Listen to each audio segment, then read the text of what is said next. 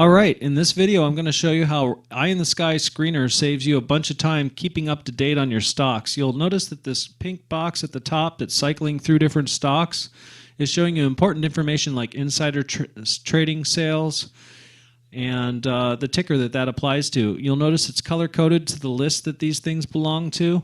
And the way that you set this up is you go into the Tools and you choose Settings, go over to Rapid Fire Ticker Tape, and you can enable this or disable this. If this is distracting to you and you don't find this useful, you can turn this feature off, but I think you will find it's useful because it's going through the items that you found important enough to put into your lists and give you updates as to what's going on with them currently.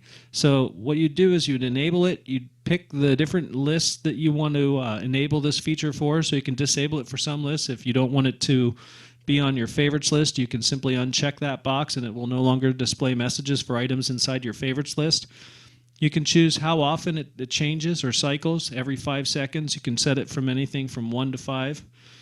The data refresh, it'll automatically go out and find updated upgrades and downgrades and insider transactions for the stocks in these lists that have this enabled.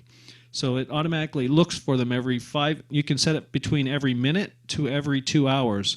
And you can change that value here.